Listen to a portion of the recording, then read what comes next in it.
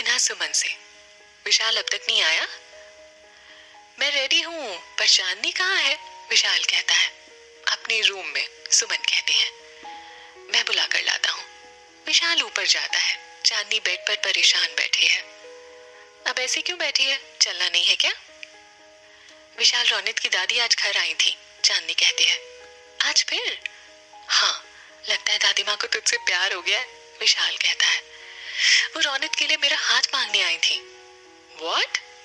पता नहीं, कान्हा जी दुनिया भर की मुसीबतों पर मेरा ही एड्रेस क्यों लिख देते हैं। एक प्रॉब्लम सॉल्व नहीं होती यहाँ कि दूसरी सामने आ जाती है, विशाल कहता है। मामी चाहती है कि मैं एक बार रौनक के बारे में सोचूं। तो अब क्या करने वाली है?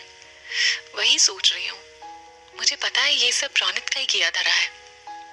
नहीं चांदनी, रौनक जानता है कि तू किसी और से प्यार करती है। वो ऐसा कभी नहीं करेगा।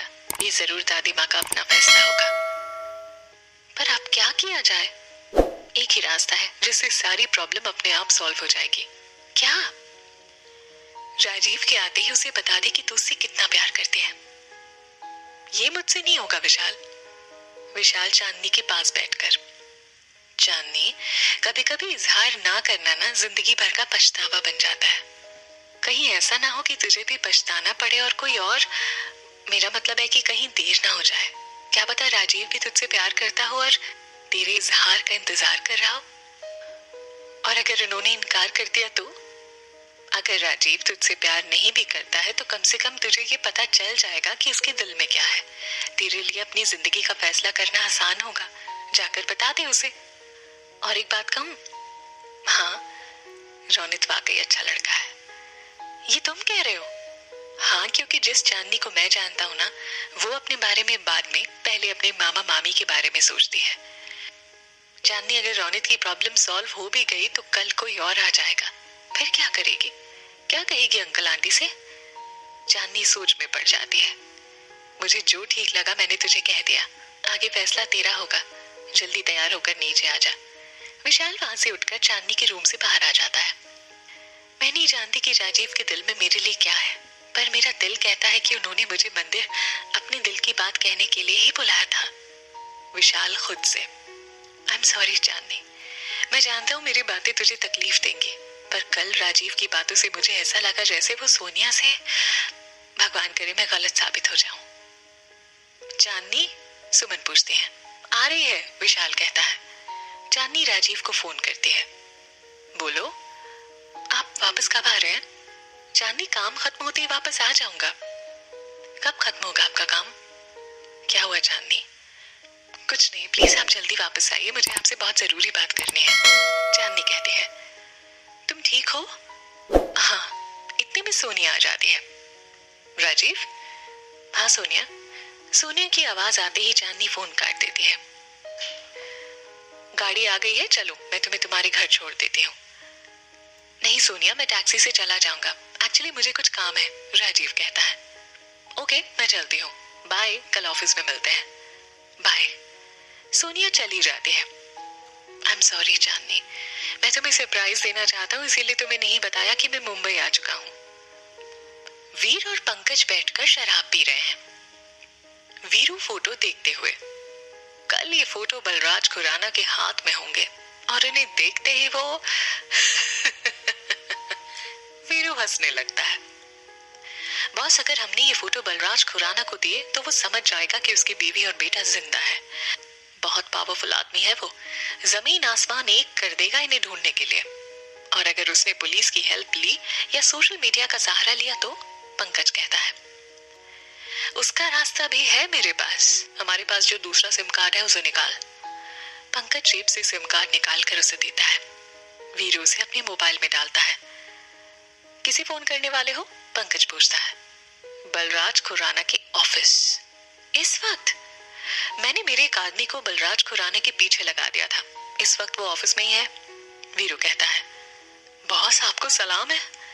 वीरू फोन करता है। बलराज खुराना का इंटरकॉम बजता है। पता नहीं मेरी सेक्रेटरी कैसे इतनी कॉल हैंडल करती है। रात में भी फोन करते हैं लोग, रात में भी फोन करते हैं लोग। बलराज खुराना फोन उठाते हैं। हेलो, बलराज खुराना से बात करवाओ, वीरू कहता है। बोल रहा हूँ। वीरू मुस्कुराते हुए। राधा। ये नाम सुनते ही बलराज खुराना चौंक कर अपनी चेयर से उठकर खड़े हो जाते हैं। कौन बोल रहा है? ये नाम सुनकर हैरान हो गए ना? तुम्हारी बीवी का नाम है ना? हाँ, पर तुम बोल कौन रहे हो? कल दोपहर ठीक 12 बजे तुम्हारे पास एक लिफाफा पहुंचने वाला है। उस लिफाफे में तुम्हारे लिए कुछ खास है, वीरू कहता है। लिफाफा? हाँ, कैसा लिफाफा? तुम्हारी बीवी राधा, मेरी बीवी, जिंदा है और इस बात का सबूत तुम्हें कल दोपहर 12 बजे मिल जाएगा। बलराज गुस्से से, ये क्या मजाक है? मजाक है या सच, कल पता चल जाएगा। वीरू फोन काट देता है। राधा? बलराज इंटरकॉम में नंबर चेक करता है। ये तो इंटरनेशनल नंबर है। पता नहीं ये किसका बेहुदा मजाक है। इतने में देव आ जाता है। क्या हुआ भैया? कुछ नहीं, माँ का फोन आया था, हमें अभी घर बुलाया है, घर चले? देव कहते हैं। चलो। रौनक गुस्से से, दादी माँ क्या आज आप चांदनी के घर गई थी? हाँ, मैंने आपको सुबह ही बता दिया था कि मुझे अभी शादी नहीं करनी, तो क्या जरूरत थी आपको उसके घर जाने की? रौनक कहता है। मुझे चांदनी इस घर में चाहिए। ये कौन सा नया भूत सवार हो गया आपको? आज आपकी वजह से मैं चांदनी की दोस्ती भी खो दूंगा। इतने में पैम आ जाती है। दोस्ती नहीं, तुझे उससे शादी करनी होगी। व्हाट? पैम कहते हैं। लगता है तुमने ठीक से सुना नहीं। रौनक को चांदनी से शादी करनी होगी। बलराज और देव भी आ जाते हैं। और तुम सब कल मेरे साथ चल रहे हो सिन्हा साहब से शादी की बात करने। वहां अचानक से कुछ नहीं हुआ है। ये फैसला मैंने बहुत पहले ले लिया था कि चांदनी ही खुराना खानदान की बहू बनेगी। बस तुम सबको आज बताया। रौनक मेरा बेटा है, इसीलिए आप उसकी जिंदगी का फैसला नहीं कर सकती। मेरे बेटे की शादी उस 2 कौड़ी की लड़की से कभी नहीं होगी, पैम कहते हैं। बहुत साल पहले मैंने ये फैसला अपने बच्चों पर छोड़ा था। उसका नतीजा हम सब भुगत रहे हैं। एक ने आज एक दूसरी शादी नहीं की और दूसरे की शादी होना ना होना बराबर है। रौनक इस घर का एक इकलौता बेटा है, इसीलिए उसकी शादी का फैसला मैं लूंगी। और अगर किसी को भी मेरे इस फैसले से एतराज है तो वो इस घर के बाहर जा सकता है।